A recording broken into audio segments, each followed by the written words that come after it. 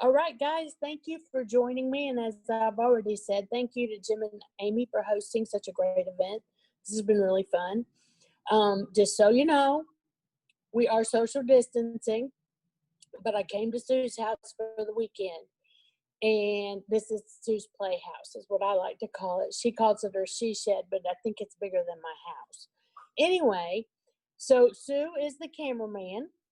Her arm is going to sleep, so we're going to go ahead and focus on the machine, and we're going to talk about the machine.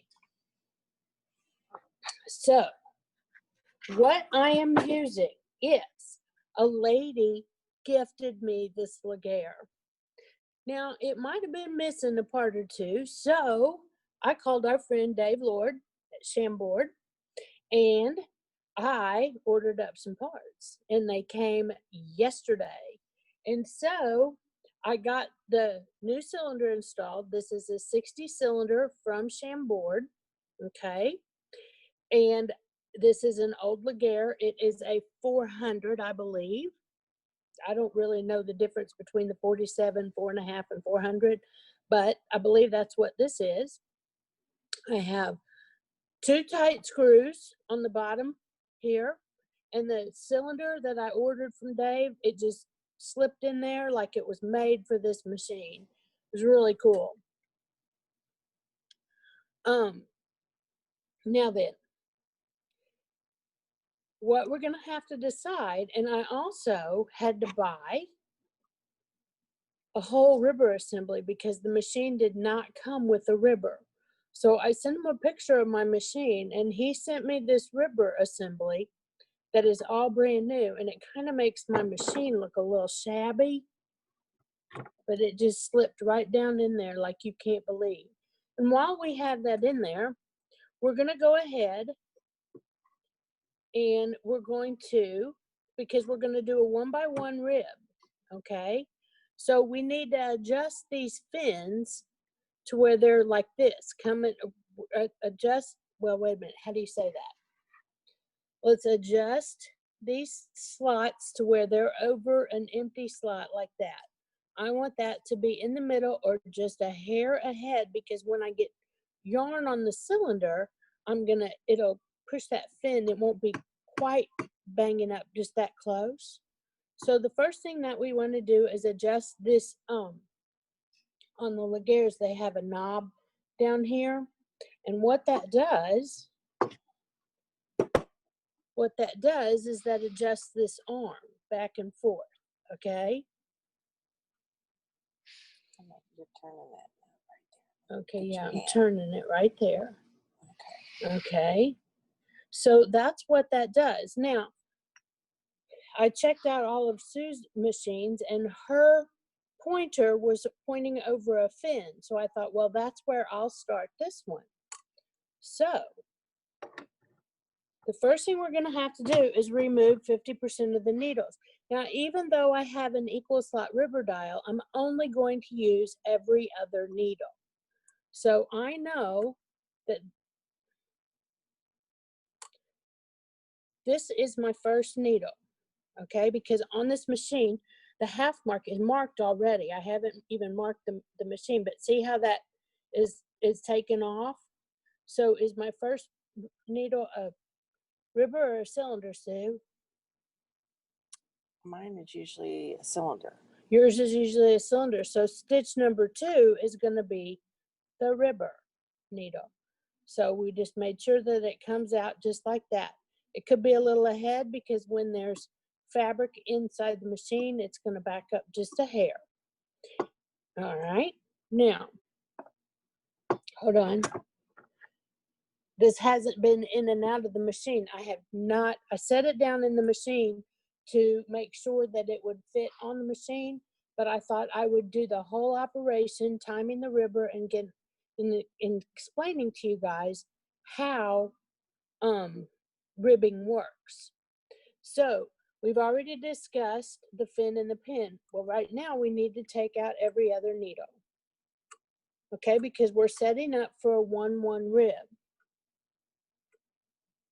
And we're not setting up to start a sock to do a selvage. If we have time at the end of this demo, we'll do that.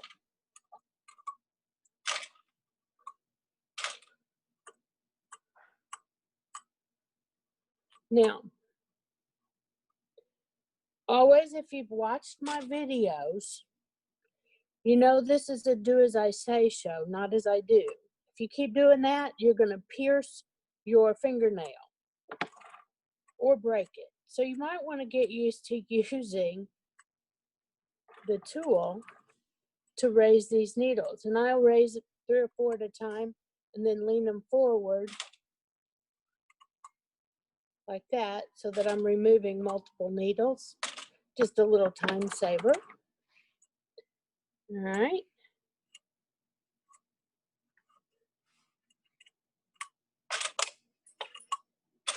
Okay, now I've already filed some things down here where I keep most of my equipment, which is on the floor. So let me grab them real quick.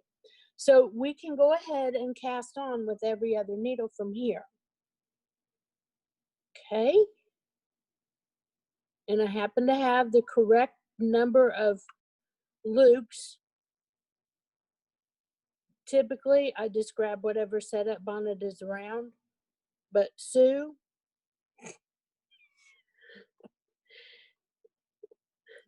well, let's just say Sue and I teach well together because I'm get her done and she's get her done right. So she always has the right setup bonnet according to what cylinder you're using, except that I just realized this is a 72 setup bonnet. And I only have 60 needles. Look at all those. Look at all that flip floppy. So what am I supposed to do now? Well, good thing I'm a get her done kind of person. You want me to set that on the other side to keep it out of your way? Nope, you're fine. It doesn't matter. I'm going to be moving all over as my hand hurts.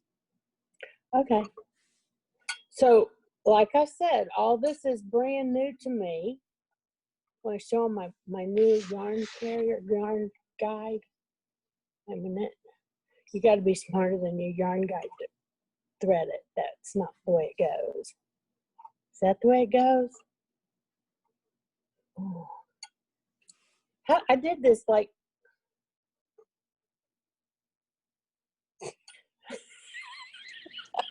this is my first rodeo, people. Sue, how do you operate a pigtail? That's not it. Is that it? That isn't it. How you do this, Sue? This way. That way? What way? You're in it now. Okay. And Go Sue's going to teach us all how to thread my new yarn carrier.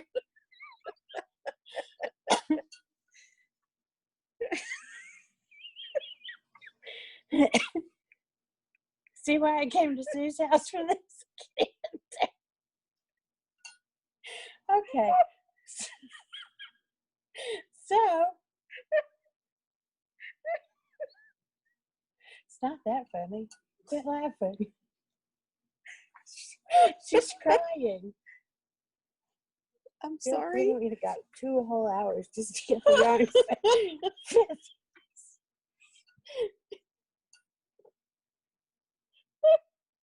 Well, at least you know it's authentic, guys. Okay. There. Thank Wow. goodness. You want me to spotlight that again, aren't you? No, I don't guess so. So I've got slots everywhere. I'm going to go ahead and start cranking that forward.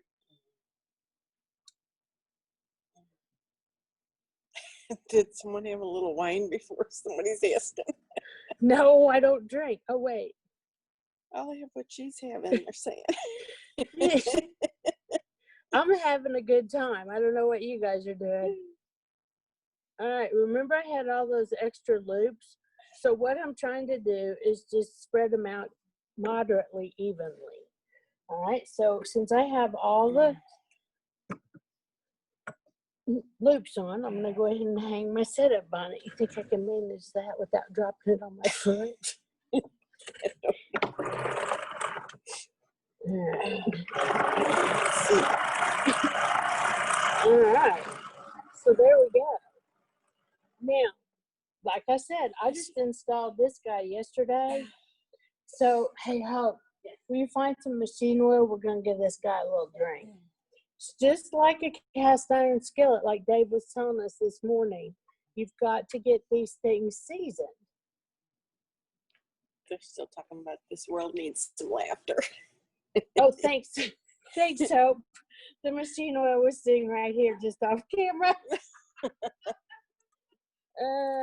So if you've ever had a class with me and Sue, it's not going to be over until we get into a good argument over how to do something. Just so you know. Okay, now, did you see what I did? I just put oil around that spring. All right.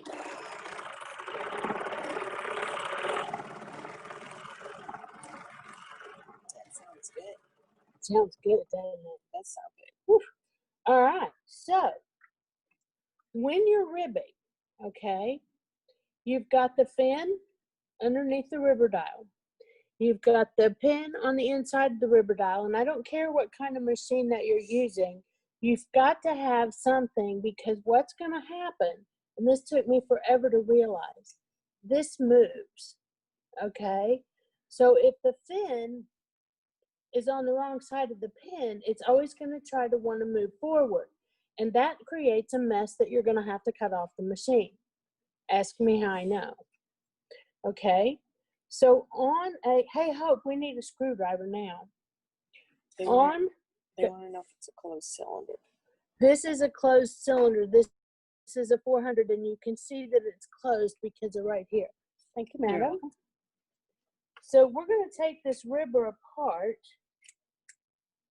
except you guys have seen the whole thing this morning on Dave's presentation. But we're going to take it apart, and we're going to take a look at the underneath side. There's the ribber arm, just beautiful. Then you have the pin, you have the tappet plate, and you have the ribber dial. Now this is the kind that he calls bird's beak, that everybody calls it a bird's beak. I don't really see it, but okay, I'll go with that. Why they call it a bird's beak. Okay, so you have the tappet plate. You have the stitch length adjuster. Now, the stitch length adjuster tells the ribber needle how far back to pull. Okay, so if you move the stitch length adjuster closer to the center of the tappet plate, which is where the pin goes through, where my finger is, that's going to pull your rubber needle in farther, so that makes it longer or looser. So if ever you're ribbing along and something seems to have gone haywire, check your pointer, okay? Make sure that that pointer is in the right position. If it slips out to here, then there's not enough room for the ribber needle to pull back far enough in order to make a stitch. So that's the first thing you need to check when you're troubleshooting. And if you're taking notes, you're going to write, check the pointer. Now let's take a look at the underneath side of this tappet plate, which is very beautiful. Okay, this is a runway. Let's see, let me make sure that I'm doing it right. The ribber needle enters on this side, okay?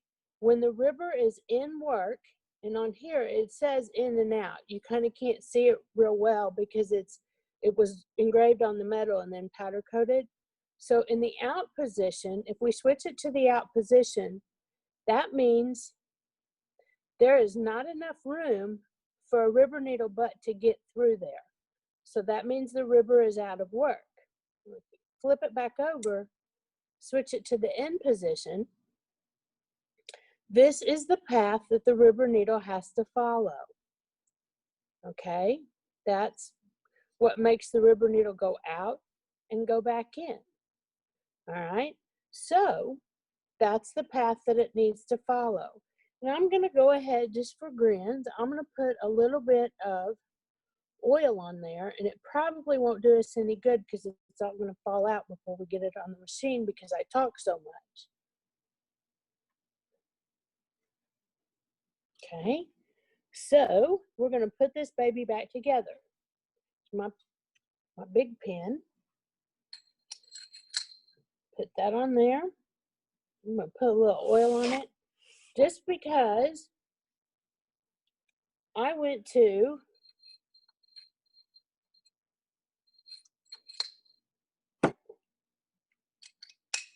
there we go.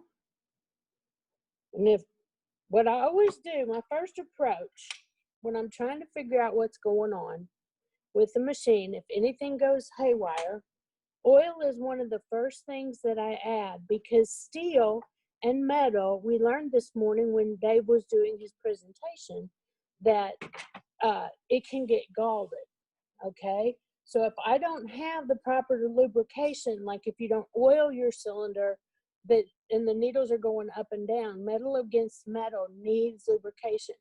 If it does not have it, it will get galled and it will make the metal swell. And I know you guys probably thought, hey man, it's metal. It doesn't, it moves. And this is made out of cast iron, so the oil will soak into this metal. So when you put your rubber on the machine, you want to make sure that the fin is on this side of the pin. Just think of it like this. It's behind the pin, okay? You want to be sure that when you are driving your rubber forward, it has something to push against so that the dial doesn't move, okay? Now, let's see. We have it in the in position. Our pointer is in the middle. We know what that does. Every time you put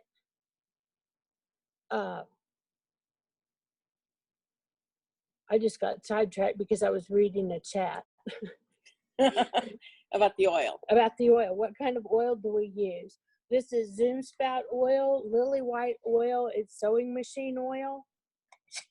Okay. That's Sue's dog. She's decided that it's time for a treat. So she's going to come in here. She didn't bring, go get a toy, Bella. All right, back to, Hope's going to fill in, be the treat master on that one. All right, so do we want to stop for a minute, Amy? Do we have questions we need to answer?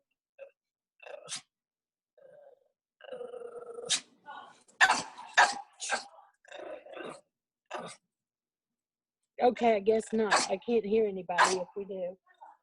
All right, so, because I just happened to look up and there was a chat, so that's how I got that. Now, you will notice, like what we talked about earlier, what do you have to do? There, Here. she went. Okay, whoops. Uh-oh, there we go. You're going to notice, as I crank forward, with no needles in the machine, there's a little play, okay? We also want to look at the height of the rubber dial. Now, that might be a little high. Well, it was a little high because I didn't have it all the way down into its position. Now, look over here at the positions, right there. See that? This makes a lot of people nervous, okay? This space right here, they want this to rest up against this, but it doesn't always do that. And here you can see how shabby the old machine looks and how beautiful the new parts look. Isn't that just gorgeous? Okay, so now my cameraman went and got her dog some treats, and we are going to start inserting rubber needles. But this is what I want you to take notes on. When you set the rubber, let me take it out. It's hard to do one-handed. When you set the rubber down into the machine, now when I'm just practicing, I'm going to put the rubber bracket right here where I can, right here by the pin that's on the inside, okay? I'm going to set that down into the machine, all right? Make sure, see I didn't have it, the pin where it was supposed to be. Now, if the fin and the pin aren't mated, that's when you get this kind of movement, and that's going to cause a mess on your machine that you have to cut off. When you set the rubber down in the machine, you're going to check the big three. Number one, the position of the pin. Note that my pin does not stick out. On some of them, they stick out, and I call it the top hat. But I want you to note this dimension right here, because that's the way it always needs to look. Sometimes if you don't have the screw just right, it will slide down. And then all of a sudden it'll look like your ribber dial is in the middle of the, or it's like going down into the cylinder. So you need to make sure that there's no space right here. It's okay to have space on that other spot, but if there's space right here, then your pin has like slipped down, okay? So that's the first thing you're gonna check. The next thing you're gonna check is the L-shaped bracket, and I'm gonna move to you, Sue, so that you guys can see this. You're gonna check, is this L-shaped bracket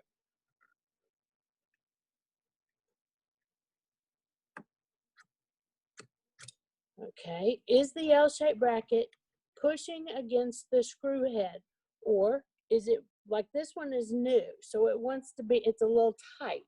So if it doesn't go down in there all the way, and it's pushing up against right there, and not the screw head, then that's gonna mess up your timing. Okay, so you wanna make sure that that L-shaped bracket, that's number 2. Okay, make sure your L-shaped bracket is, or the ribber drive pin, if you want to be technical about it, make sure it's pushing up against here, because that's what drives the ribber forward. So when we make a heel without the ribber, or with ribber needles on the front, on top of the foot, we need some oil on that bad boy. More grunting. More grunting? It helps. It helps, it does. Okay, this needs to be, they're talking about some don't have an L-shaped bracket, so it's the Lycra system. Okay, this is the Lycra style ribber. If you have a Gerhardt machine, okay, if you have a Gerhardt machine, you have a different system. This pin is self-centering, okay? On the Gerhardt, you have the, you're gonna use the in and out switch when you wanna make the ribber not drive forward, okay? That would be an old Lycra or the first generation Erlbacher ribbers.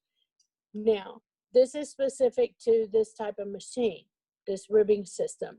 Just as the LT ribbing system, the LT 150 is specific to that one. But there are more of this type of ribber system out there. So that's what we're going to talk about now. We can talk about the other ribber system in just a little bit, because it's not going to make any difference once we get to doing the timing, okay? So the first thing is the pin. The second thing is the L-shaped bracket. The third thing is your pointer in the middle. This little guy, when it slips out to the front, it really, really confuses people. So you want to make sure that that pointer, that's number 3, that's in the right position. Okay. Now, let's see. If Linda is watching, tell me what number 4 is on the big 3, because I can't really think of it right now.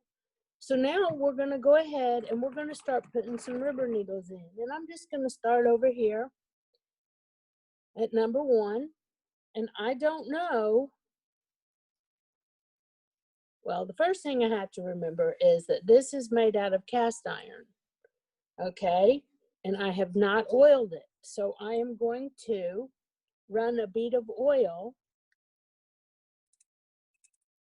Did you see that? It just flew right straight out of there. That's how things just happen to me, Sue, and then I lose them. Then I borrow yours. Borrow? Yeah. Don't you think it's called borrowing? Sure, let's go with that. And then I borrow yours, and then I loan it out to someone else. Then I forget. Don't load it all the way up at one time. You need to check your timing before you get it loaded up. Well, why can't I put them all in there? Because it's going to make a big mess. Oh, okay. See, I just thought I was going to show you how to do it like this. Let's go ahead and crank forward and see if this ribber needle is going to even catch. Or if it's going to hit. Oh, it hit. So there you go. This is the first adjustment we have to make, because you can see it moving. That means this is just a little bit too low. Now, the next question is going to be, well, how do I know when it's the right height? And how do I know if my ribber is in the right position? All right, so it knitted those first two needles. Show them that. Can you see it? It knitted those first two needles. So let's put a couple needles. We're going to put one at the north, south, east, and west position. And let's see if it's going to knit them again. And let's see if it'll knit over here. Well, that one I didn't even have the latch open, so that one's going to drop the whole entire time. Hey, that's another thing we have to show them. Hope's going to have to hold the camera. What's up? So we can do our little. We can do our demo. Okay. Okay. We're going to let that one drop because I can't get to it easily. Okay. Gilman, he said your rubber dial's too high. My rubber dial's too high. Mm-hmm. That could be too high, or the yarn carrier is too low when it hits, but it looks high to me too. Does it really? Because Mm-hmm. it looks just right to me. All right, well, good. It looks high to me. See this screw right here? Mm-hmm. Yup. Okay, the man himself said it's too high. Mm-hmm. I think I like to ride it high then, because I would have thought it was at the right height. So if I push this screw down, that's going to raise the rubber dial up more. But in order to get that nut, I have to raise it up so that I can lower it. Now then, maybe I didn't have my rubber down in there, because I thought, how's that look, Dave and Gil? That's better. Is that better, sir? I could go lower yet. You could go lower yet? Mm-hmm. It'll make a big rib stitch if it's real high. Okay. No, this way. No, this way. There you go. All right. Is that right? It didn't go down though. It didn't? No. Back it out a little more. Back it out a little more. Let me get it over there where I can see it. There you go. Okay. So, well, okay, the screw's not even hitting. I might have to do a little sanding. The screw's not down. That's raising it up. Mm-hmm. All right, now the screw is no contact with the Okay. guide, but I raised it up. So now, There you go. There we Now go. we're talking. now that's too low. You think? I do. What do you think? Mm, Hey, no. let me just tell you guys something. There's all kinds of ways to skin this cat. Now see, Maureen Now, says Maureen perfect. says, oh, Gil Gil says says it's good. good. Is this where you guys have a fight? Pretty much. Pretty much. Both my Lagares had the center rubber pin. Oh, that one went away before I could read it. You guys ought to try talking for 2 hours. And drinking lemonade. Mm-hmm. I was gonna say, what are you drinking? Lemonade? Yeah, and then I'm going to have to pee. You watch me. I don't want We're not going to watch you. Okay. Good thing the bathroom's right there. Okay, so let's go around here and see what we've got. Well, it caught. We never, Shush it, we Hope. never open this. I never opened that one. Nope, so it's going to miss again. It's going to miss again. Okay.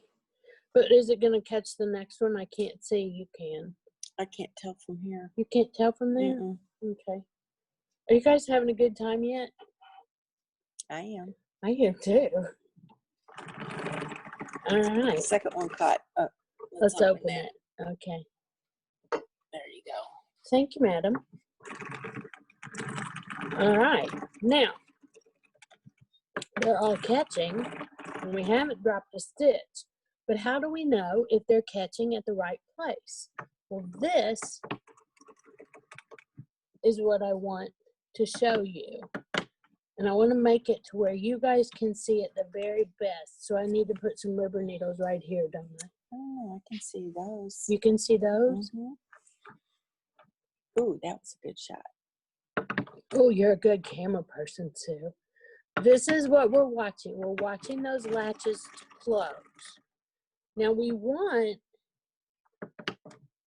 the latches to close in succession. So we want that one to close, then we want this one to close, and then we want that one to close. But did you see how that one and that one closed at the same time?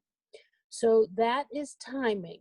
And I don't care what kind of ribbing system you have, you want those to go 1, 2, 3, 4, just as they would if there was all the needles in the all of the cylinder needles in. The cylinder needles close in succession. So when you put your ribber on, you want ribber needle, cylinder needle, ribber needle, cylinder needle. That's the order that you want it to do it. And you want to try to make it to where it's an even rhythm. Like you don't want 1, 2, 3, 4. You want 1, 2, 3, 4. Okay. Now, Hope, Yes. you've got to hold the camera, and Sue's going to come over here, and we're going to show everybody how a ribber stitch forms. This is my favorite demo. Sue doesn't particularly care for it. You might have to come over here, Hope. So just like a cylinder needle goes up and then it goes down, we need to do it.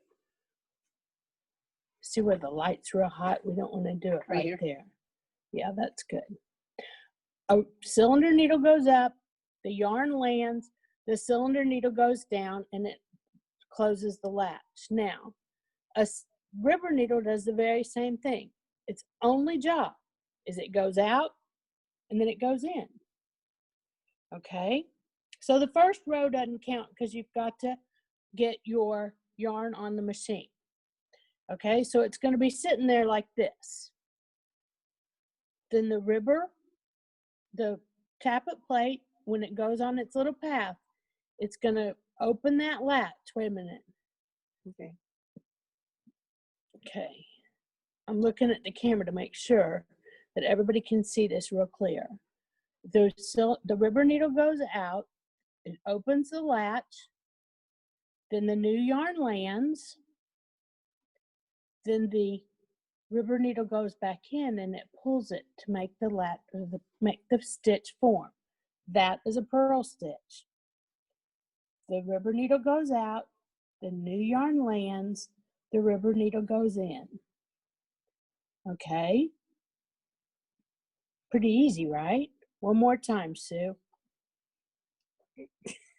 The rubber needle goes out, opens the latch, the rubber needle goes back in, closes the latch, and the stitch forms. Now watch what happens, and I wish I had slow-mo, and it probably won't do it because we're at Sue's house and her needles are magic. Look, it won't do it. Pop it close. Okay, a lot of times if there's like, let's just say there's too much weight, it'll pop that latch closed so fast so that when the new yarn lands, the rubber needle goes out, the new yarn lands, it has nothing to hold on to. So that's why a rubber needle will not repair itself. Okay?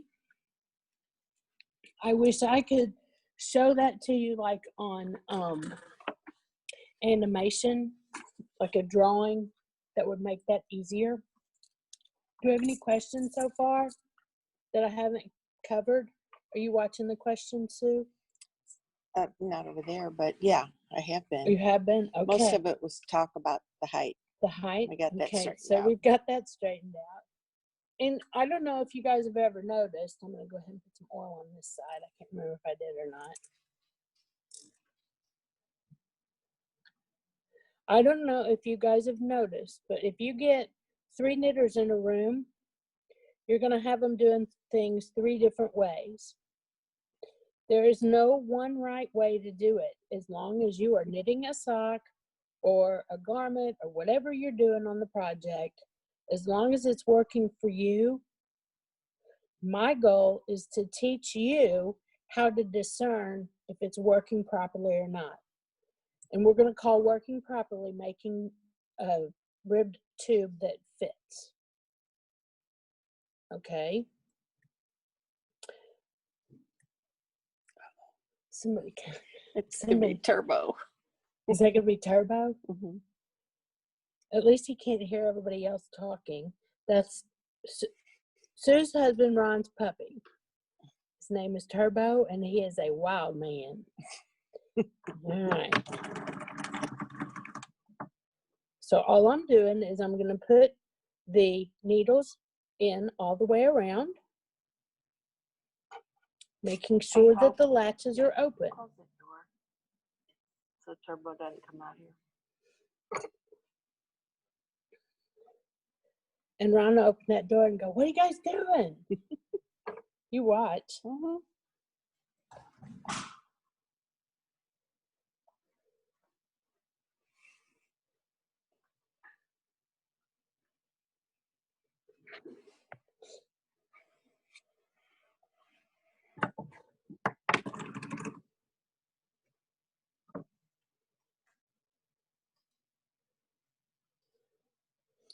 Why did you choose to buy the Bird's Beak river dial Why did you what? from Dave Lord? Why did I choose to buy that's the somebody Bird's else Beak now. River Towel?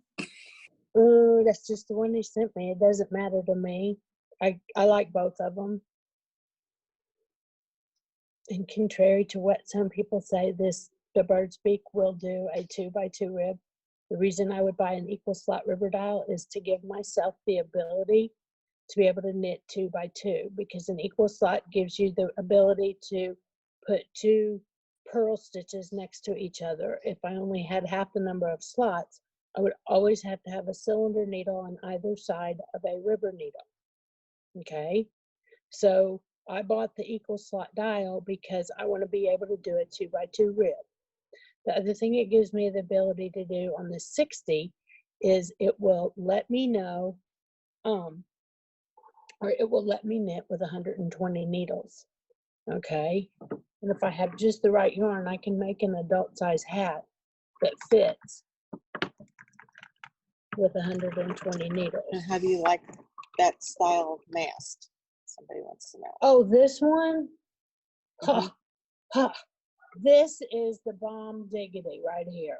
Okay, this little guy slides backwards and forwards so that you can adjust the amount of pull down. Okay, and I like to knit with my heel spring on all the time, because then my heel stitches aren't tighter than the rest of my leg and foot of the sock. My heel and toe stitches aren't tighter. So I knit with this on all the time. So because I do that, I like to have as little tension as I can on this and still be able to make a heel and toe. But they didn't ask me to do heels and toes. You can if you want to, but anyway, that's a whole different tutorial.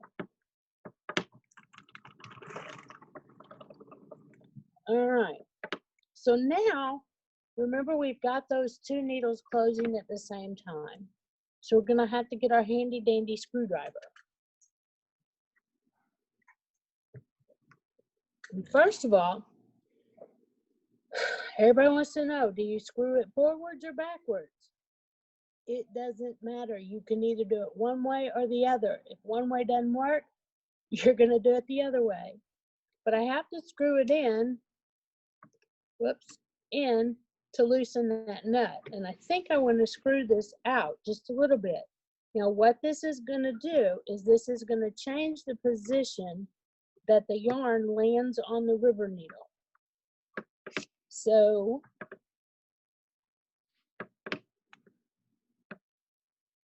okay, that one closed. Now that one closed. That one closed. Now that one closed. But I still think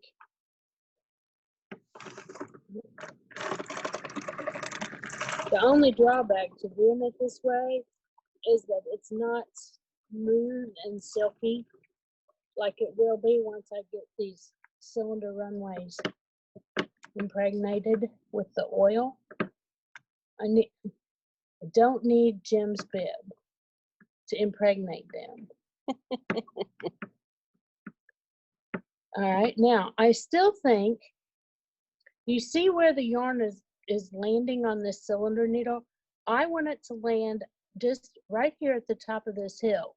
Okay, so I think I want to back that screw out some more. So try turning that by hand and get it where you want it, and then see the distance between See, that never works for No. me. the The tap plate. tappet plate. Turn that forward there. Oh, that's where I wanted, about right there. Right. Okay. Now if you put the pin down, you'll see a little gap, and you know that's how much you have to back the screw out. Well, show them. I can't. You can't see that right there Oh, show them the gap. with the gap. Okay. So there's a little gap. It's hard to see because it's It's black black. in there. And Okay. this is what, so I need to know, I need to unscrew that screw about that much. Okay.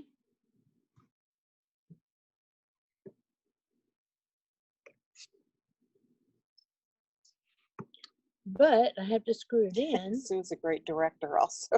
Sue's a great director. Yeah, let's just call it what it really is. Sue is bossy. This stuff scares me, somebody said. Okay, well, let me tell you something. If it's a brand new machine, you're not going to tear it up. Okay?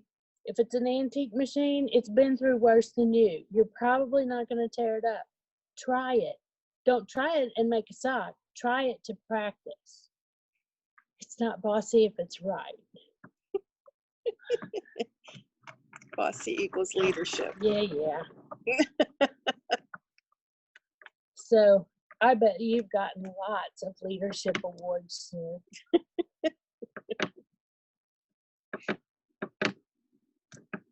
So that one, then that one. See where it's landing on that needle? This is what I'm looking at. See where the yarn landed on the needle right here. Okay, now we're going to crank forward. Did you see the latches close? What we're looking at is latches closing. All right, so we think that we have the timing right. So what we're going to do is we're going to give it a few rows. Start working that oil in there.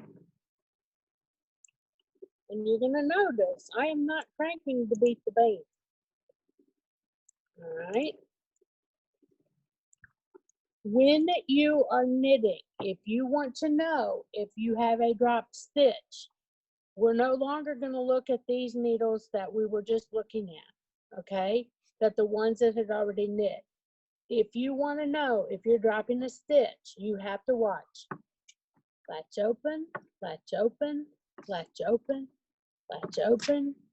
And I don't care when you start out, if this is how slow you have to knit this sock.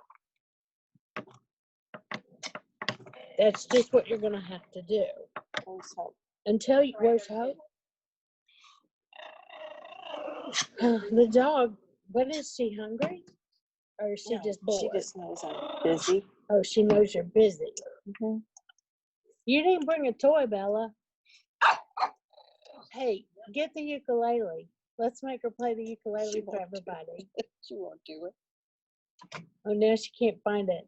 She can't She's see. she's a little old. Just a second, we're taking a break for the dog to get a treat. Bless her heart. Poor All thing. right. So now we're watching latches open. Now, if you ever have a trouble with your ribber, you have to go this slow, okay? And you have to watch each latch open.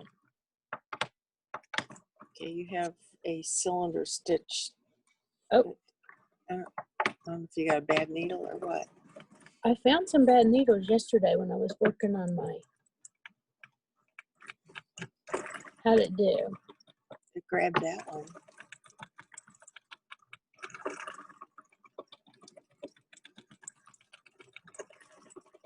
So I think everything's going well. Don't you?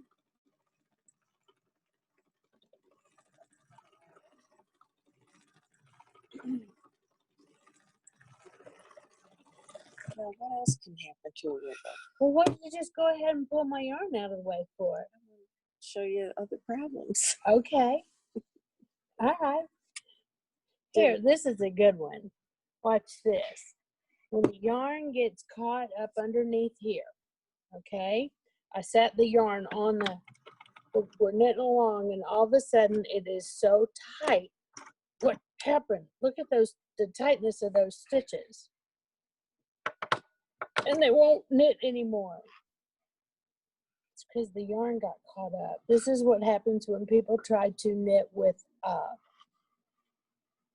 a skein of yarn and they don't wind their yarn properly. Should the rubber dial have play? Now I have to get by those tight stitches. Well, that's a good question. Can you, well, I guess you can see that it has some play. Okay, it's called hula. Your rubber dial is going to have some hula. Okay, some hula is good. Too much hula is bad.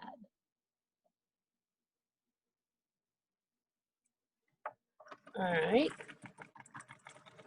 How you know if you have too much hula and your dial is not centered? You stand up and you look down, and if any portion of this dial is over the cylinder, then you have too much hula. Okay? Now, Dorinda said, I just saw that comment, that it looks like the cylinder or the rubber needles aren't exactly in between. And that might be the camera angle, but they are, well, back here they are a little bit, they're a little off. So what would I do? I would adjust this guy and make sure, okay, I'm screwing that. I'm screwing this, and you guys watch that. See how it's backing it up? Now let's crank forward. Now, does that look better?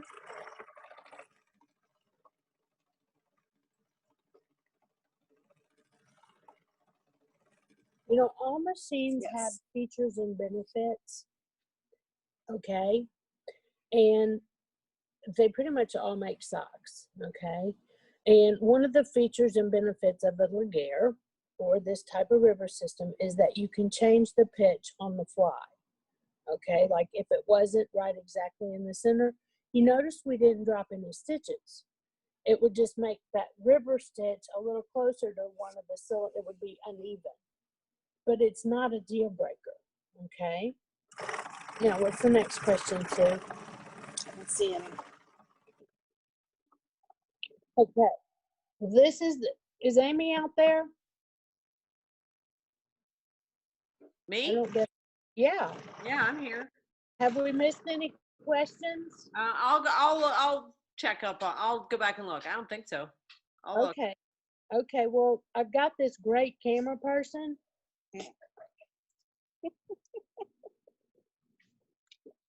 She's been keeping me apprised of the, What screw did you Oh, use? we just got a question.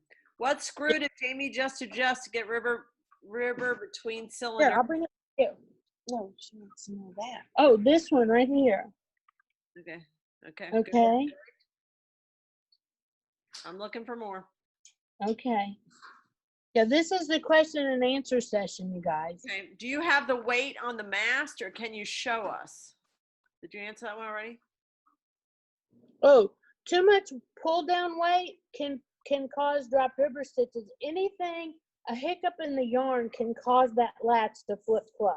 Okay. Now, right now, I have all three stem weights on here, okay? And I probably don't need all of them. If you have too much weight hanging on there, that's one thing you can look at. This answers so many questions about my Lycra. Let me tell you, these old Lycras, they just knit. What is half pitch and when do you use it? Okay, so wait a minute. We got lots of questions here. I'll just keep throwing them at you. Okay, keep throwing. Someone said, I suggest showing everyone a selvage edge, as some are just learning ribbing and may think they can start the way you did, as you are only demoing how ribbing works. Would this be possible? Certainly. Okay, and then let me read the rest of them, and maybe they all go together. Okay. What is half pitch and when do you use it?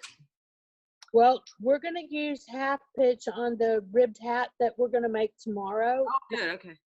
and that's at time. Okay. And along with that selvage edge question, this one kind of goes along with that. What do you do to stop ribbing and go back to just knitting? Oh, well, that's a good question for right now because I can do that. Now, I can also do a selvage with this, the in, out, in selvage. I can do it with this way, okay? So I'm gonna show you 2 ways to do a selvage, all right? So the first thing, what I would do in order to make in, out, in selvage, what I'm gonna do is I'm gonna cut my project yarn. Where's your scissors, Sue? I already lost them. Cut my project yarn. Show this part. All right. The problem is that I'm bossy too. Have you guys ever noticed that? Yes, You noticed that? not a problem. Okay. So what I did was I tied a knot right here. Now I've got to watch that knot as it comes into the machine. And I tried to make it to where it would come in where you could see it really well. You can see it coming in right now. Now I don't want the end of that knot to be under the needle, so I'm going to pull it just a tiny little bit, and I'm going to crank forward. See where the knot is? Okay, I'm going to crank 1 row. Oops. I just dropped a whole bunch of stitches, but we're going to pretend like I didn't drop any.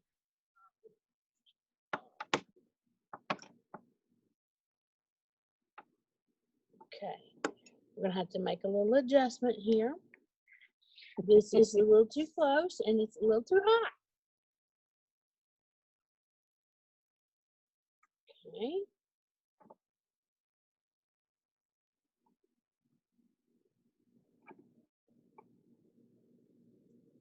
Now you have to make sure, if you have Dave Lord's yarn carrier, that when you tighten it up, you've got to make sure that it stays perpendicular. And I can see that it's crooked. All right. So now what you're gonna do is you're gonna go 1 row to in the end position. Open.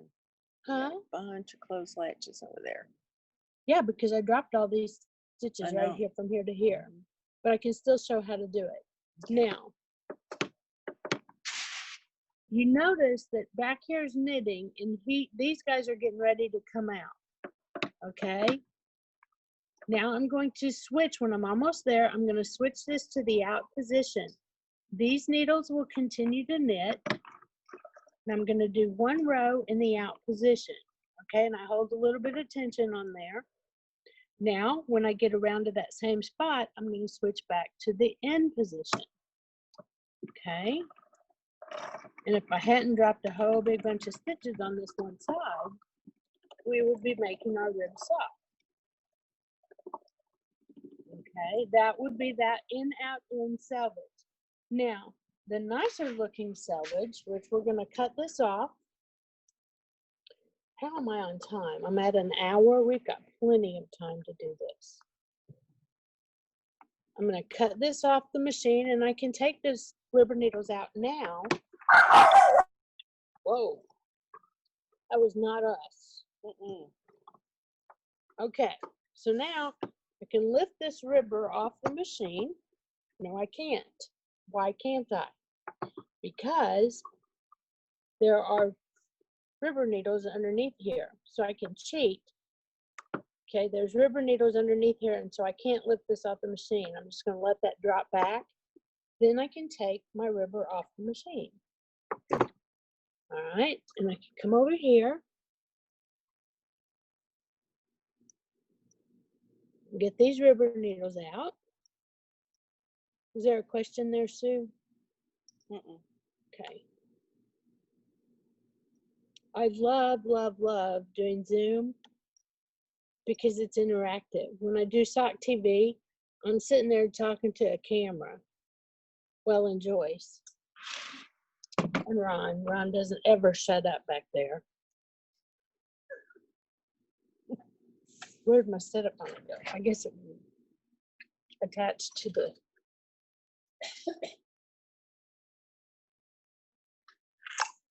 And Joyce has so many words. Oh, yeah, Joyce has lots of words.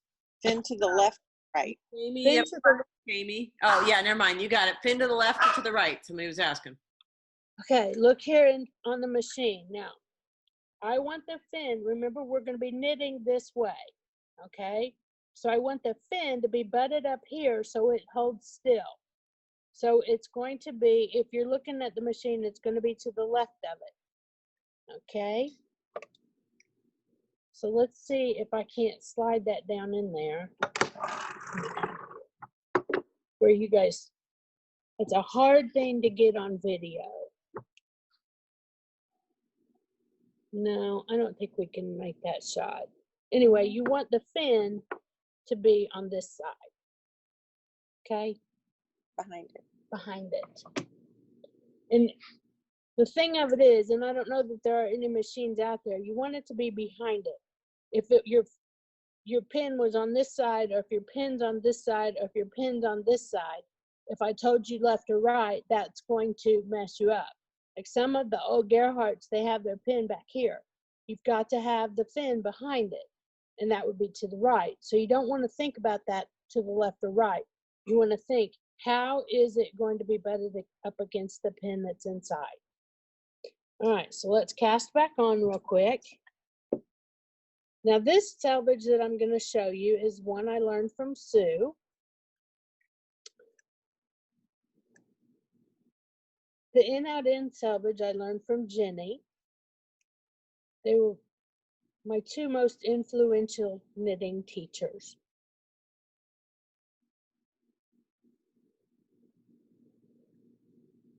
Okay.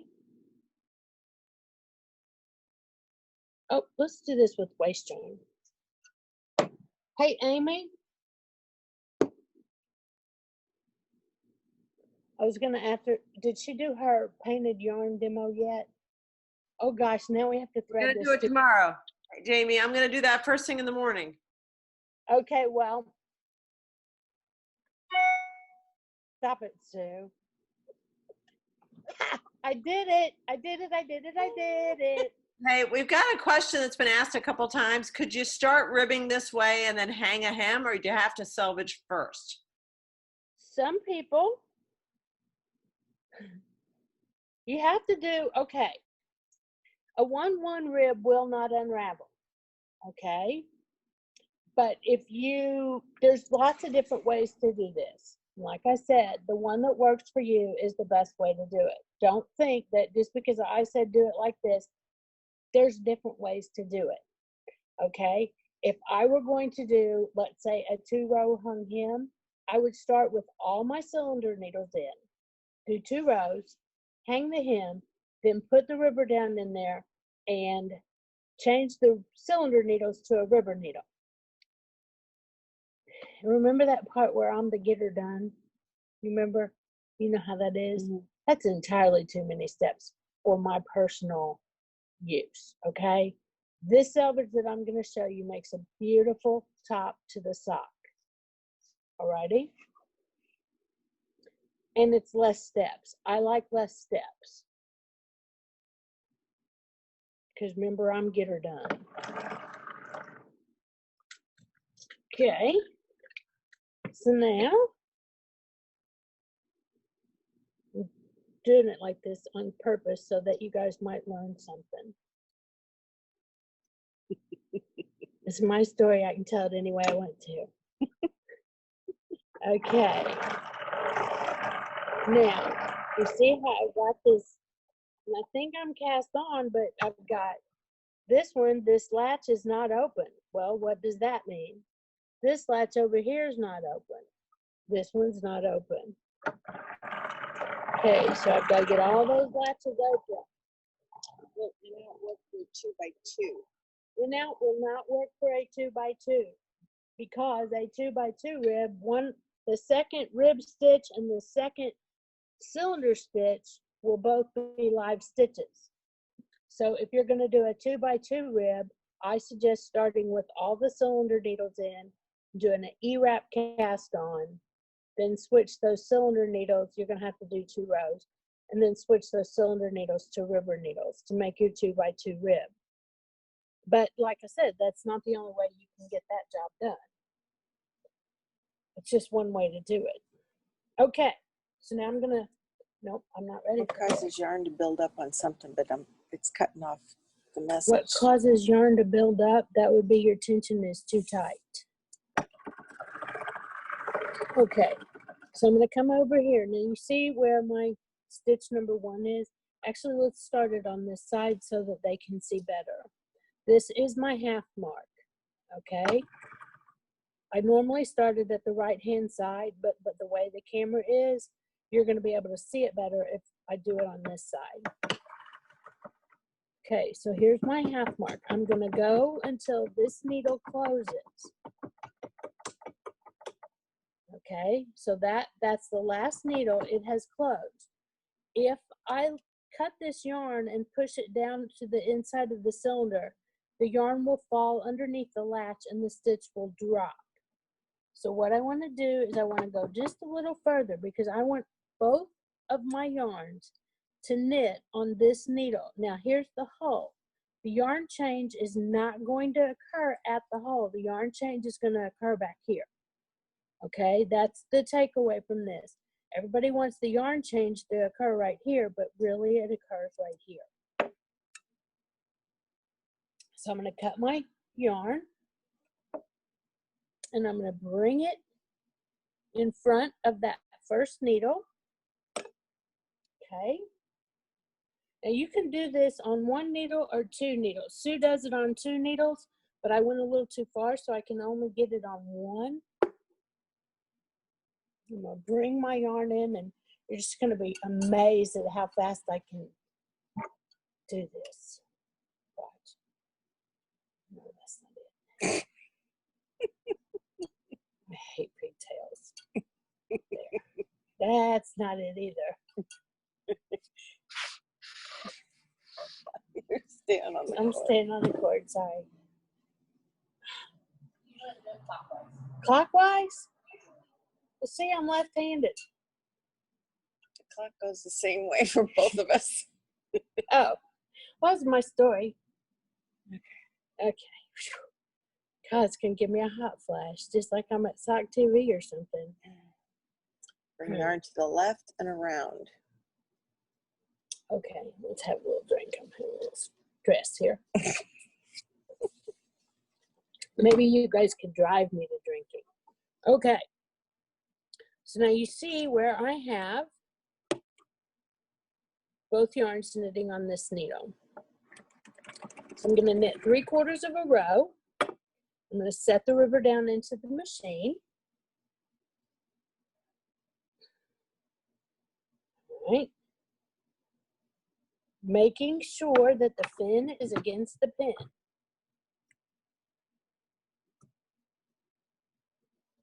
Okay. Now I have to make sure my big 3, that the L shape, the river drive bracket, is pushing on the screw head. My pointer's in the middle, and my top hat is at the right height. Okay, I'm gonna hold this and you're gonna come over here. Oh, you wanna put the needles in? What am I doing? Put needles in. Come over. Okay. Sorry, I don't mean to be making you seasick. All right. So now, oh, this is an important point. If you see how when I push it up against there, it wants to plop back, and that river's not all the way in. There you go. Okay. All right. Now see how it wants to push back? If it pushes back and the wrong needle comes out over there, then you're going to have one of those messes. So you can see, I'm going to put that in there like so. I have to use my other hand so you guys can see what I'm doing. Then I'm going to just put that in I'm going to pick up each river stitch.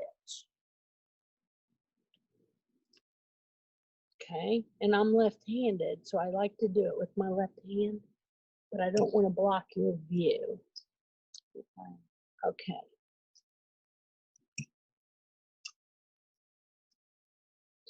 All the way around. Now remember I said I like to have my heel spring engaged? I would be sure that when I knit that very first stitch of the 3/4 of a row, I would have engaged my heel spring.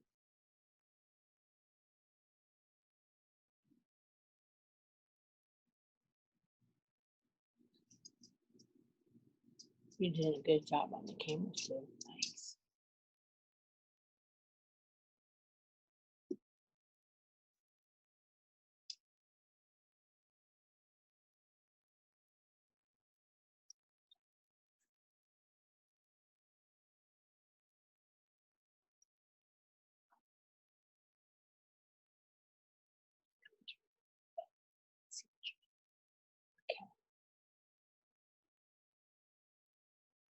So when Joyce says it's like TV, she thinks if she whispers that nobody can hear her. They can hear us. I know. What? But they don't hear us loud. Well, why? We're loud mouths. We have to be to teach a bunch of people like this.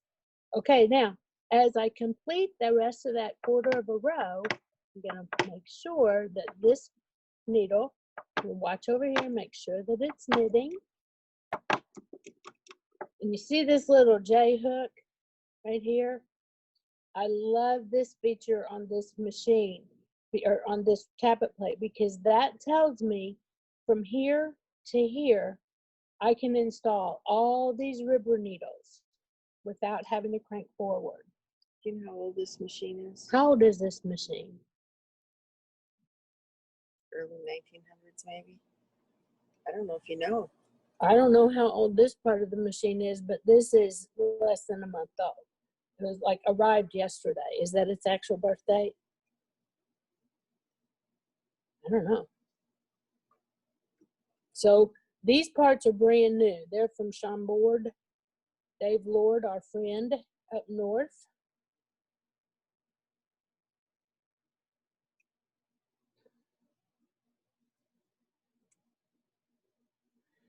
And I know he showed us about his new machines, but he also has an extensive collection of antique machines. So the chances are good. Like I sent him a picture of this base and he goes, oh yeah, I know what you need. And he just fixed me up.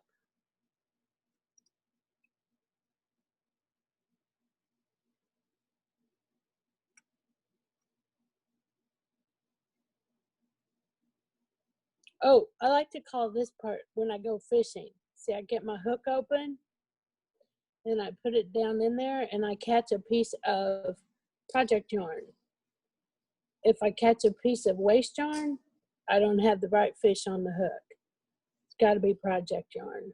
No waste yarn. It's not waste yarn season.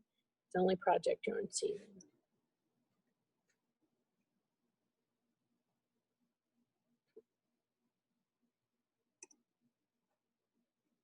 Okay, now I'm getting around here to where my ribber arm is going to be in my way. So I'm going to have to crank forward. And as I crank forward, I go back over here and make sure that everything is going just perfect.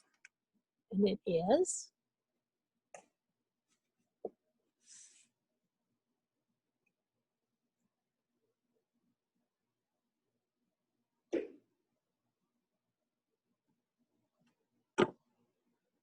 This is where my fingers block the shot. I'm sorry.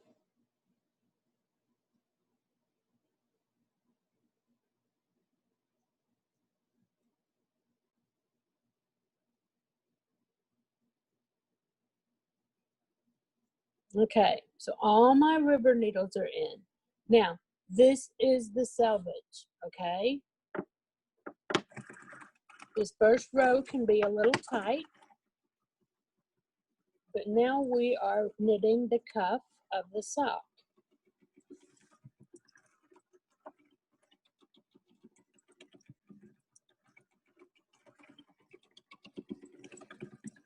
This is also called, is it Wana or Joanna? I think it's Wana. It's Wana. This is also called Wana Selvage.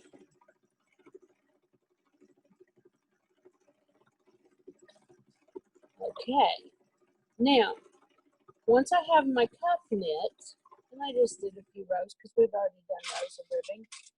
Once I have my cuff knit and I'm finished with that, I'm going to go back over here to stitch number 1, and I'm going to start installing cylinder needles.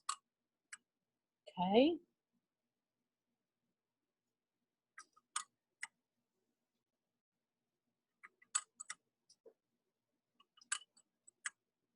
Okay. Start right here. Now I push the rubber needle out past the latch. I tip it forward and transfer that stitch. And try my best not to drop the rubber needle down into the crevice in between the cylinder and the cam ring. Okay, so that is how I would switch to knitting all stockinette. Okay, and I would do that in succession. Now the other thing you can do, which is really pretty, is to change every other rubber needle, and then you're doing a 3x1, which looks very nice on the leg of a sock. Okay. And I watch up here to make sure that I'm doing the right one. Now this all becomes way more confusing when you're doing this with an equal slot dial. You just have to take a deep breath and realize you're doing every other. Right? That's a new term. Every other? Yeah, every other. Yeah. Oops, I don't want rubber needles. I want cylinder needles. And we're going to do a few rows of this so that when we take it off the machine, you guys can see the difference between 1-1 rib and 3-1 rib and how it looks. The yarn that I'm using, the reason I was asking Amy, the yarn that I'm using, I painted myself using the technique that Amy's going to show you tomorrow.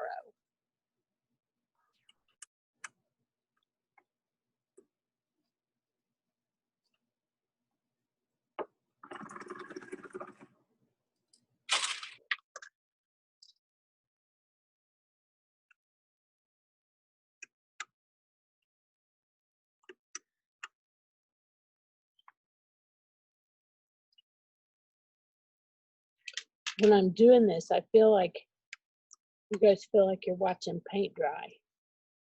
We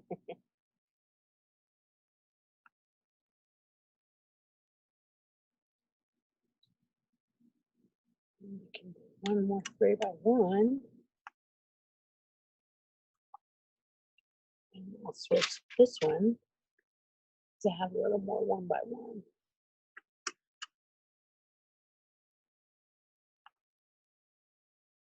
And we're going to knit some rows. Now remember, when we're watching to see if we drop stitches, we're watching ahead. Okay, over here by this J hook. That's where we're watching. Latch open, latch open, latch open.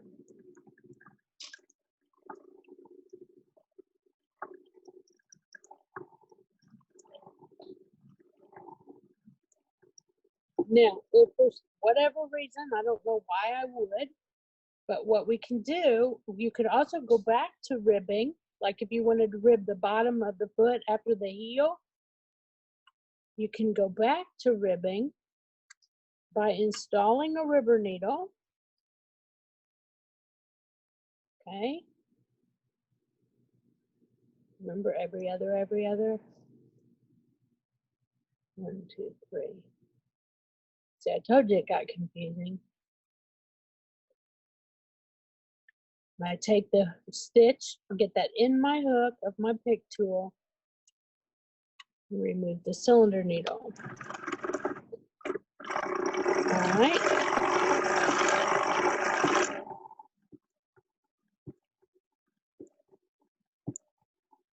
Now let's cut that off and talk about how we get it away. If you want to go back over there and sit down, I can work in front of me.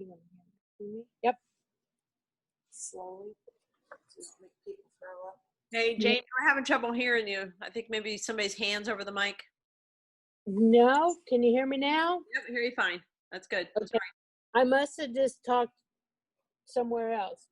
Okay. Okay, what's that question say? I can't see it. I missed it. Okay. River needles. Okay, now these are mostly people are helping to answer your questions, I think. Okay. If somebody out there has a question that we've missed, just send it over again because I'll get it. I'll make Look sure. here. And it picked. That's a cylinder needle. Mm-hmm. That was a cylinder needle that dropped. We do have one sticking over here, Sue. You're right. She's always right. Okay. So now we have to get this away from the waste yarn. So I'm going to grab the leg of a stitch by the setup bonnet. Let's pull that away. Now, what we're going to do is unravel the waste yarn. Now, these two tails we're going to tuck down in there because that's the other end of the waste yarn. Still the other end. You got to make sure you're getting the right end of the waste yarn.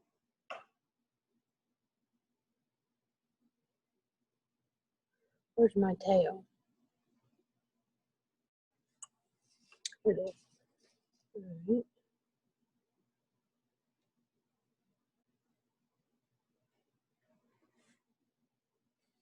If I grab the right one, it'll What just causes unravel. cylinder needles to drop. What caused the cylinder needle to drop?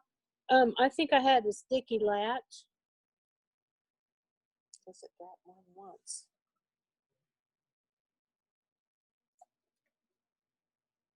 What'd I do with your scissors, Sue? They were sitting right on the I table. know. And you lost them. No, not No? me. No. The little pink ones. I know. They're really cute. We got them from Donna. I'm sorry. You got them from Donna.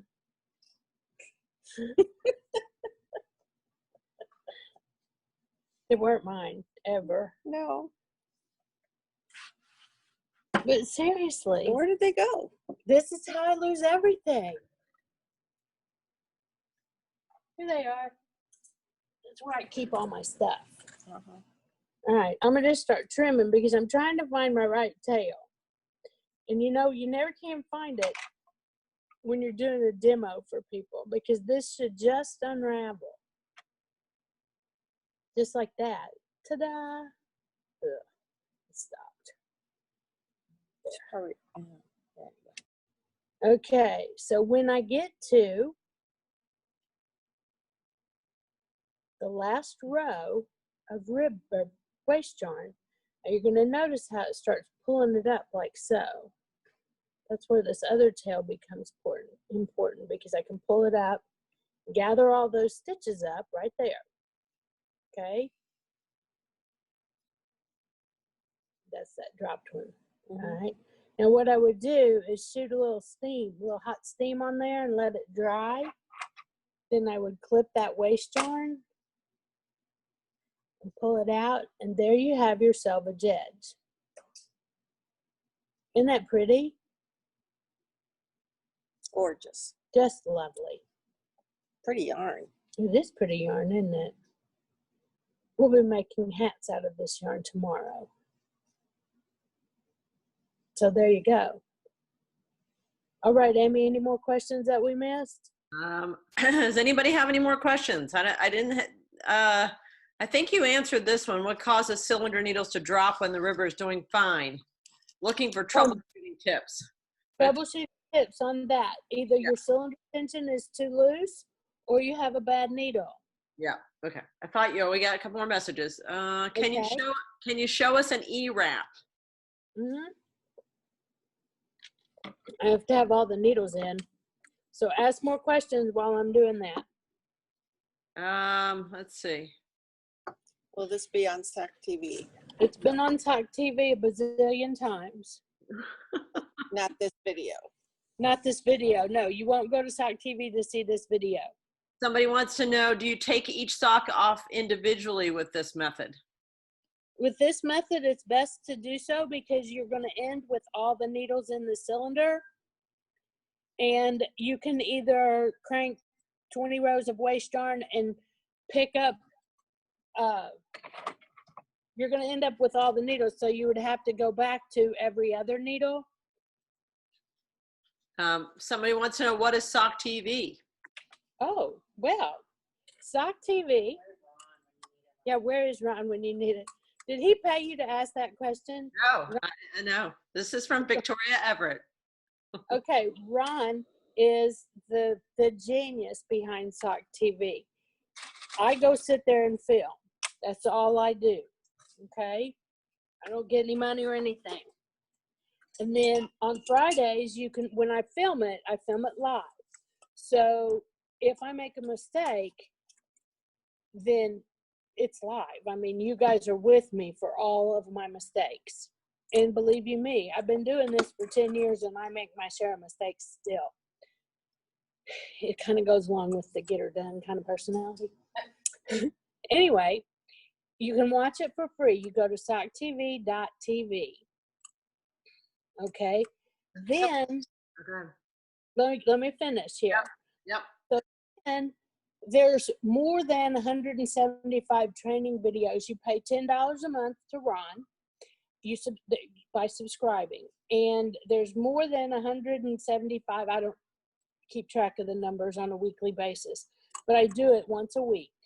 Sometimes I take off, like when we were on lockdown, I could have gone to Sock TV and filmed, but I was making my children shelter in place, and I didn't feel right going, well, I'm going to go do Sock TV now, but you have to stay home. You know, I didn't feel right doing that, so I didn't do it when for the middle of March to the end of April, we were supposed to be in the state of Missouri was sheltered in place, and I was trying to do the right thing and be a good example for my children. But normally we do it every week, and then if you subscribe, you can go back and watch and rewatch all those videos. And it costs $10 a month. You have to subscribe. I mean, you can buy like 1 month, and for $10, you can't get how to knit a sock video for $10. The reason that Sock TV is really good is there are 5 HD cameras pointing on the project at all times. So if I need you to see something, you can really see it. And Ron and I get along way worse than Sue and I.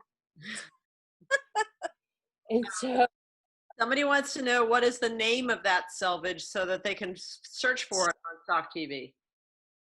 I don't know. It's the one I always do. I call it Sue's Selvage, and Ron could never spell Wana, so I know I haven't called it Wana's Selvage. On that note, somebody said, with Wana's Selvage, can you just keep ribbing, or does it have to be stockinette to work? Wana's Selvage is only good for a 1x1 rib. Okay, I answer that question. Somebody else asked, I like your t-shirt, and where can I get one? Well, you would contact me because I make them. Oh, there you go. Yeah, but I don't keep a bunch of t-shirts in stock, so if you want me to make you one, I'm more than happy to do so. I have to order in a t-shirt. It's not like an instant satisfaction. You have to wait for the t-shirt to come in. Okay, let's see. Somebody's helping us out with the Wana Selvage, so that's good. Okay. Okay. On Sock TV, do you ever work on a gear heart? Yes, the first videos were all gear heart, right up until I didn't have a job there. Oh, I lost you there for a minute. Sure. I think that's it. Okay. I don't think, unless somebody has a quick question now, I think we're good so it's 5:30. Hard to believe. Wait, I'm not gonna show them the E-wrap. Oh yeah, the E-wrap. Sorry. Yeah, no, sorry. I didn't mean to. You got time. No problem. E-wrap. And I just told Jim I'd do that tiny sock if you needed a filler. I can do whatever. Okay. Yeah.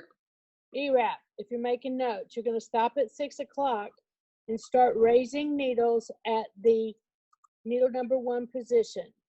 Okay. I always call the first needle after the half mark on this side.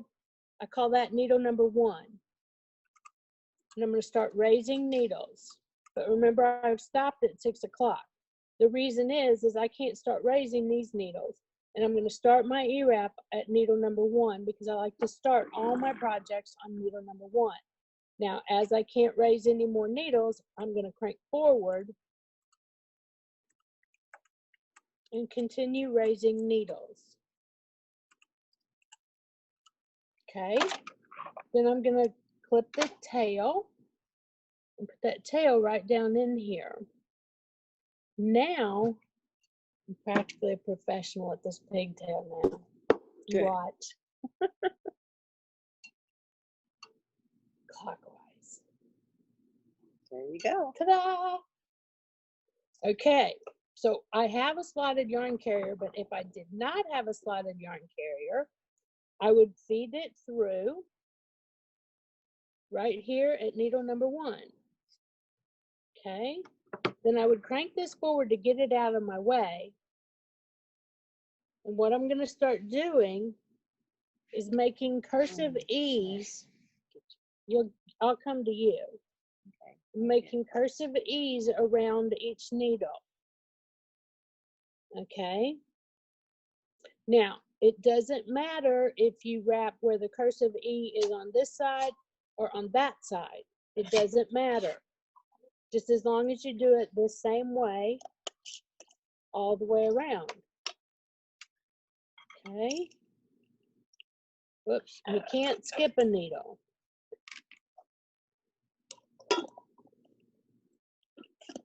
Practice this before you try to do it on a real sock.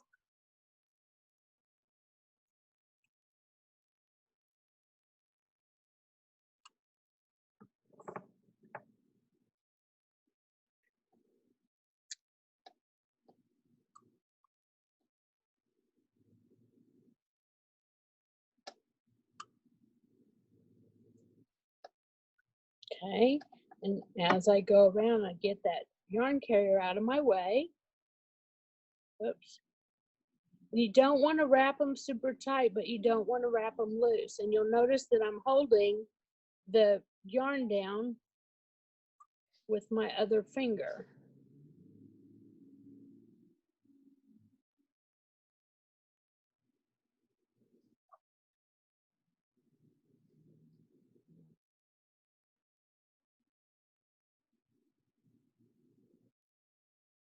And I can, after we do this E-wrap selvage, then I can show you how to start a 2x2 rib.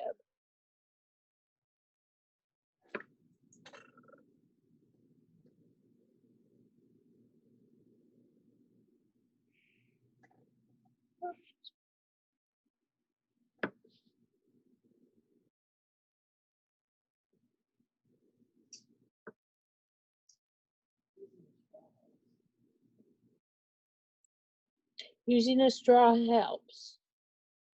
The peanut gallery over there. She's supposed to be weaving.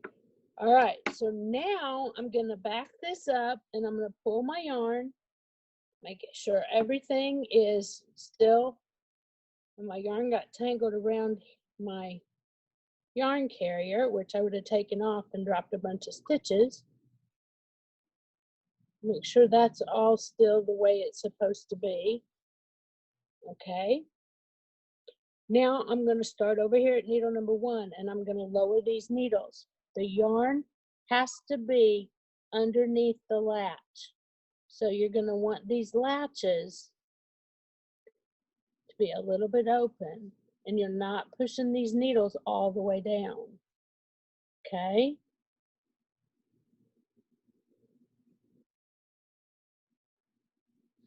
If the yarn tries to get tangled up in there, it'll drop that stitch.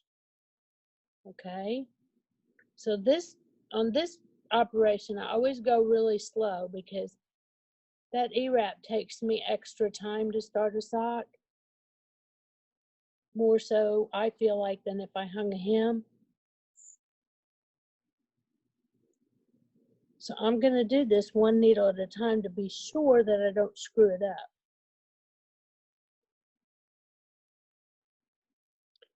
So the takeaway from that one is the yarn has to be over, the latch has to be over the needle. Over the yarn. Over the yarn. Sorry. The yarn has to be under the latch, just like that.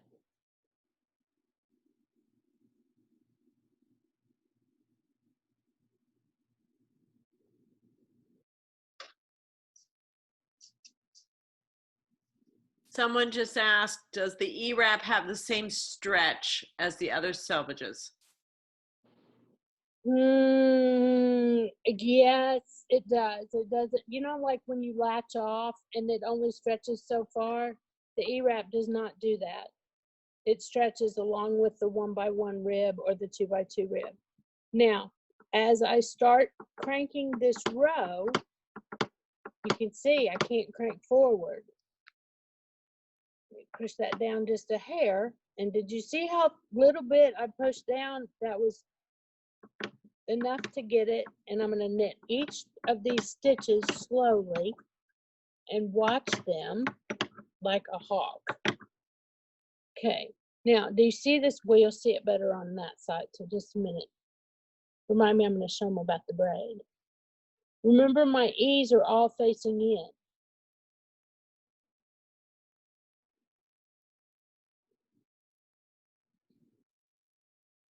And Jan in California has given me an idea that I haven't had time to explore just yet, because this Z-wrap's not my favorite thing. Although I like the way it looks when it's done. But anyway, she's look for a new selvage coming real soon. So as I crank forward, remember I'm going slow and I'm watching and making sure that all my latches are open. Okay, see that braid? Remember my E's were on the inside, or on the outside. No, the inside. So the braid is on the inside. If I would have wrapped them all this way, the braid would have been on this side of the knitting. Okay, but an E-wrap is going to roll if you continue on in stockinette. Now, we have finished the E-wrap. And if I wanted to start a 2x2 rib, I need to go another row. I'm going to stop at the 6 o'clock position. Put the ribber down into the machine. Making sure that the fin and the pin are in the right position. Now what I would do. It's not down all the way. It's not down all the way. Thank you. What I would do is come over here to needle number 1. And I would install 2 ribber needles. And change these 2 needles.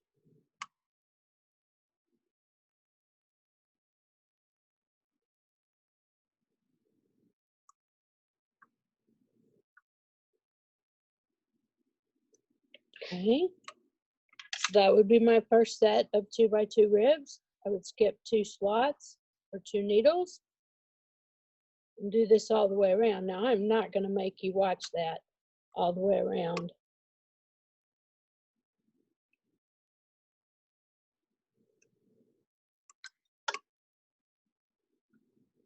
I like to do a 2x2 rib for the cup of a sock. I don't like to do it for the whole leg because it pulls it in tighter than the 1x1. Now, I'm going to crank forward. And you can see that those... We got the cord wrapped. The cord wrapped around. Oh, that would have been funny. The camera would have gone flying. All right, so there we are, doing our 2x2 rib on the bird's beak ribber dial.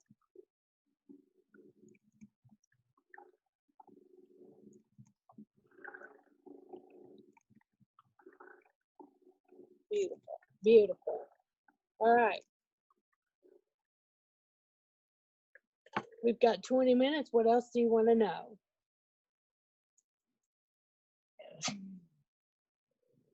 Your dog's about as bossy as you are, Sue. We've got As if I'm on. Valerie Witherington's going to do a demo starting at 6, I think. Mhm. Right? And so let's try to wrap it up like if you can do something for the next 10 minutes, and then everybody can have a little 10-minute break before we start the next bit, Okay. I think. I want somebody to tell me what to do. Okay. I don't know. So maybe there isn't anything. Let me see.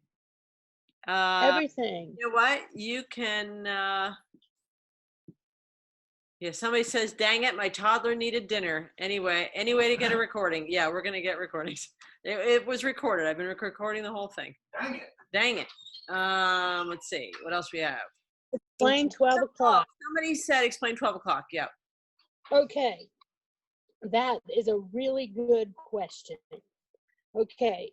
These cylinders, like if I choose to use these half marks, okay, there's two comfortable ways to sit at your sock machine. You can sit directly behind it, where these are the half marks, okay? Or you can sit like this. Your half marks are going to be somewhere over here if you sit like this and you crank forward like so. So 12 o'clock, if I'm going to start counting from these half marks, this is my 12 o'clock position, 6 o'clock, 3 o'clock, 9 o'clock, just like a clock, as I would be looking down at the clock. This would be 12, this would be 6. 6 is closest to me. If I'm sitting over here, my 12 o'clock positions are going to be somewhere right here, 6 o'clock, because my half marks are right here. So your half marks are basically at 3 and 9 o'clock, no matter where you sit. If you want to sit with your machine hanging off the side and you knit backwards, like if it's hanging off this side of the table and you knit because that's more comfortable with you, your 12 o'clock position might be wherever is most convenient for you as you sit at your machine. What was next? Oh, okay. Would you mind taking that sock off so they can see what the material looks like? Certainly. Let's finish out. There's just a little bit more. Yep.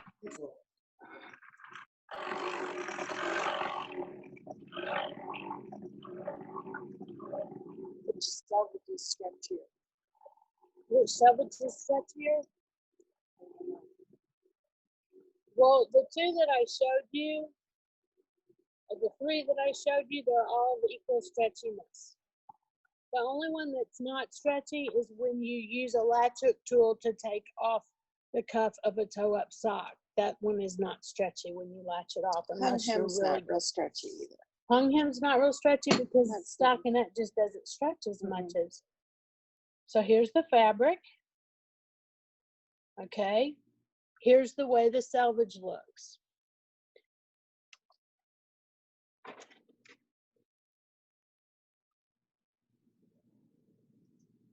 What I'm going to do is I'm going to cut the leg of a V 4 times.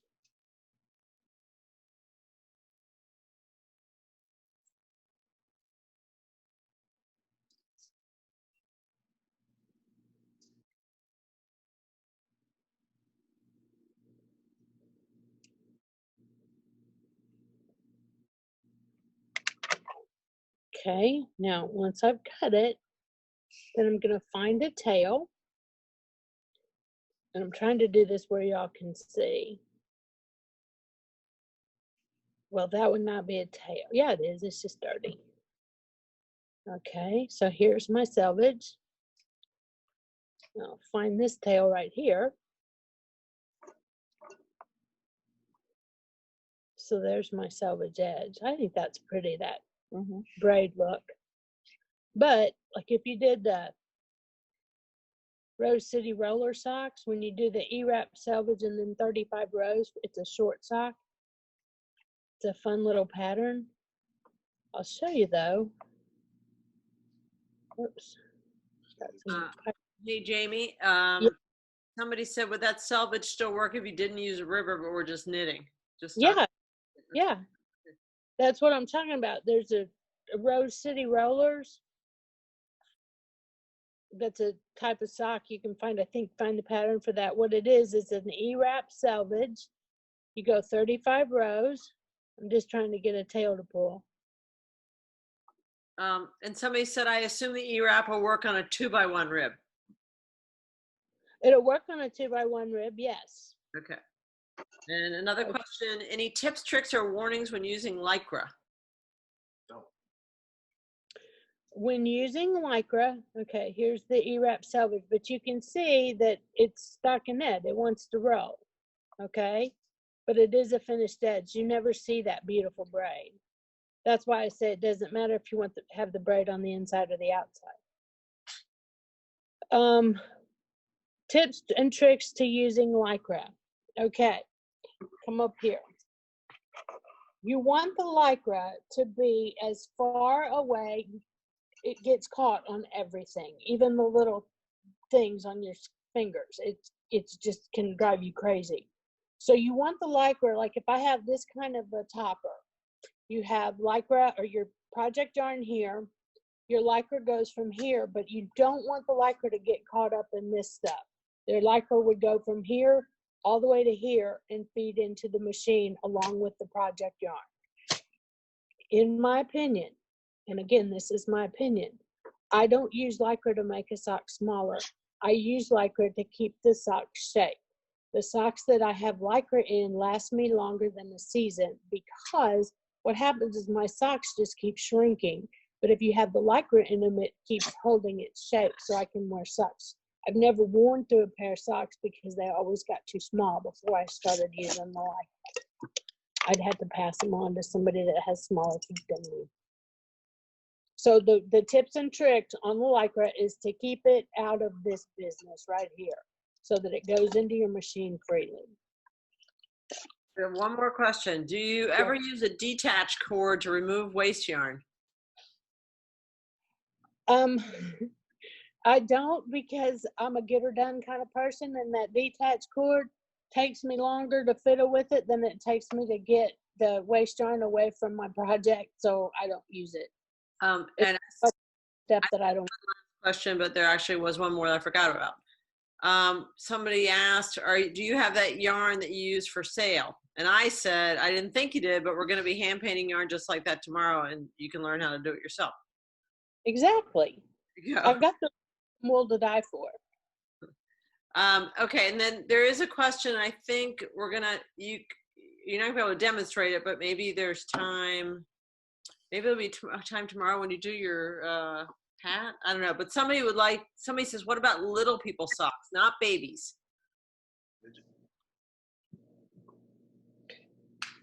Little people, as in little people like on TV, those kind of little people? I don't know because I don't know any to fit socks to them. I would just make it smaller. Yeah, I think size children, 4-year-olds, somebody says. Okay, that kind of sock. Well, to start with, there's different ways to approach that.